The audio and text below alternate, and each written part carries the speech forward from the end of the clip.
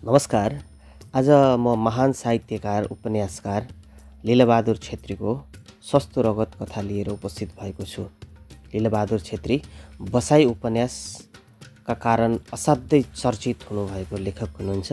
उहाँको कथा सस्तो रगत अबको क्रममा वाचन हुन्छ। जोसेफ पुङ, तिमी त पुङ जातिका मानिस होइनौ। तिमी मेरो बोली पनि नबिराई बोल्छौ। मैले तिमीलाई राम्ररी चिने। चिउँडोमा लागेको सङ्गीतको खत र टाउकामा सिउरिएका दुईवटा गिद्धका प्वाखले तिमीलाई जोसेफ पुङ पार्ला, तर चानमारीको पुछारमा बस्ने गगनबहादुर घलेलाई त्यो खत र प्वाखले मेरो नजरबाट ओझेल गर्न सक्दैनन्। जोसेफ पुङले आफ्नो वरिपरि पल्याक पुलुक हेऱ्यो। छेउछाउमा कसैलाई नदेखेर त्यस व्यक्तिको चेहरातिर सोझै हेरिरह्यो। निकै बेरपछि उसले भन्यो, के साँच्चै नै तिमी दानवीर सुबेदार नै हो?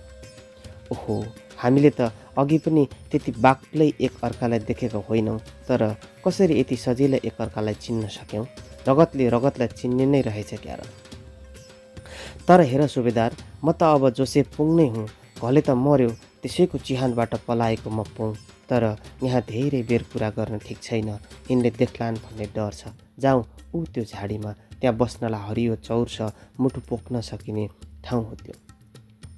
दुवैजना लालफुल घारीभित्र पसे औ एउटा कुइनेटो परेको ठाउँमा गएर बसे। सुबेदारले भन्यो, अनि तिमी कसरी पुङ भयौ त?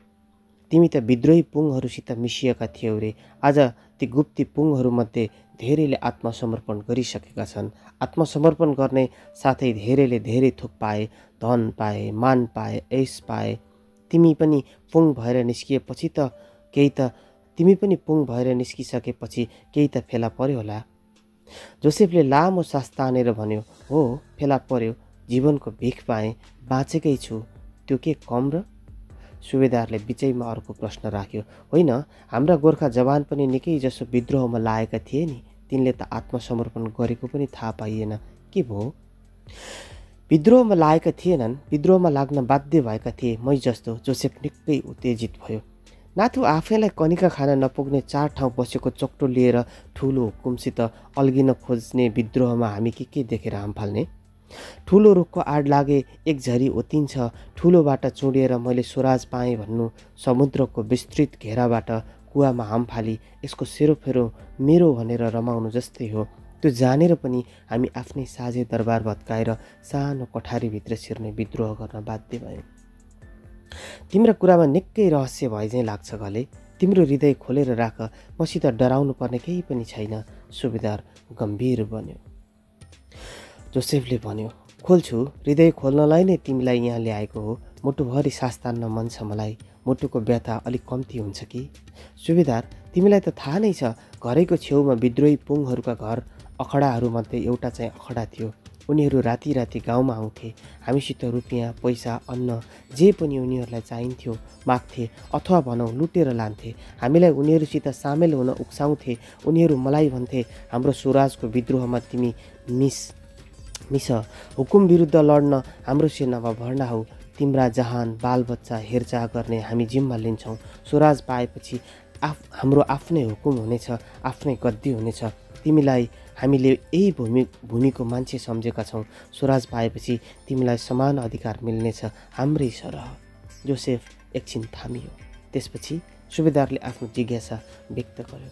एक रात म छोराछोरी सुताएर आफू पहरा बसेको थिएँ। कुनै समय यी विद्रोहीहरूले घरमा आगो झोस्न पनि सक्छन्।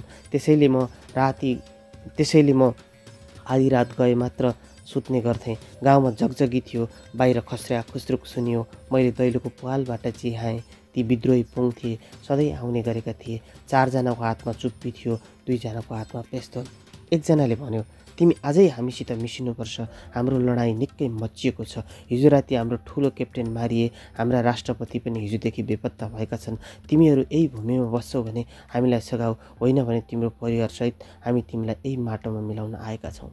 मैले भने, हामी स्वाधीन देशको नागरिक, फेरि कस्तो स्वराज हामीले लिने, कसबाट लिने? म पनि यही धरतीको सन्तान हुँ र यो देशको निम्ति जस्तोसुकै काममा सघाउन मात्र होइन, बलिदान हुन पनि तत्पर छु। तर मलाई त यो विद्रोहले हामी पथभ्रष्ट हुन्छौँ जस्तो लाग्छ। पुङको नेता गर्ज्यो। तिमीमा पुङको रगत नभएकोले यस्ता लुते कुरा गर्छौ। हामी पुङ जाति कसैको अधीनमा रहन सक्दैनौँ। हुकुमबाट अलग्गै हामी आफ्नो राज्य बनाउन चाहन्छौँ। अब कुरा गर्ने समय छैन। तिमी हिँड्न तयार हौ। मेरो जहान छोराछोरी, तिनलाई सुरक्षित टुङ्गोमा पुर्याएर तिनको हेरचाह हाम्रो जिम्मा। हामी पुङ विश्वासघात गर्दैनौँ, त्यो तिमीलाई थाहा छ। तिमीहरूभन्दा निर्दयी पनि अरू कोही हुँदैन, मैले मनमा नै भने। यसरी म विद्रोहीहरूको पछि लाग्न बाध्य भएँ सुबेदार। हुकुमको त्यत्रो शक्तिसित हाम्रो के लाग्थ्यो र? सधैँ जङ्गलको बास लुकेर हिँड्नुपर्ने। तर पनि हामी लड्यौँ। म जस्ता अरू पनि धेरै गोर्खेहरू पुङको विद्रोहमा सामेल थिए। जुनसुकै भिडन्तमा उनीहरू हामीलाई नै अघि लाउँथे। हामी हुकुमका सेना, पुलिस तथा अन्य कर्मचारीहरूलाई जहाँ भेट्यौँ उहीँ समाप्त पार्थ्यौँ। हाम्रो विद्रोह दमन गर्न हुकुमले एकचोटि निकै ठुलो फौज पठायो। हामी पहाडको टिलामा बसेका थियौँ। पुङहरूले फेला पारेको मसिन गन र केही राइफल हामीसित थिए। हुकुमको फौजी पहाडी टिलातिर बढ्दै आएको थियो। हामीले मसिन गनको पर्रा छोड्न थाल्यौँ। रातिको बेला थियो। बगुन्द्रो हुकुमका सेना सोत्तर परे। उनीहरू आफ्नो सुरक्षा खोज्दै त्यहाँबाट हटे। उनीहरू गइसकेपछि हामी तल फेदीमा झऱ्यौँ, जहाँ हुकुमका सेनाका लासहरू पसारो परेका थिए। बिहानको मिरमिरे उज्यालो ती बेसमार पल्टेका तालिमे सेनाहरूको मुखमा पर्न थालेको थियो। कहाँका माटोले तानेर ल्याएको थियो यिनीहरूलाई। मैले केही मृतकका चेहरामा आँखा गाडेँ। यी डल्ला गोरो वर्णमा केही पहेँलो रङ मिसिएको मङ्गोली चेहरामा हाम्रा गोर्खा जवानकै थिए। लाहुरे हुन रमाएर आएका साहुकारी निखन्न स्वास्नीलाई चुरापोते किनिदिन, लाहुरे भएर गाउँमा रवाफ देखाउँदै हिँड्ने आकाङ्क्षा लिएर आएका, आफ्नो देशको शोषण प्रक्रियाबाट मुक्त हुनको निम्ति किञ्चित पसिना चुहाउन पनि नचाहेर मुगलानतिर भौतारिन आएका यिनले कुन जातिको स्वराज आन्दोलन रोक्न वालती आफ्नो रगत बगाएका थिए। यिनको रगत माटोमा ठाउँ ठाउँमा जमिसकेको थियो। हामी अर्कातिर अज्ञातमै आफ्नो भाइको रगत बहाउने कार्यमा आफ्नो रगतको बाजी लगाइरहेका थियौँ।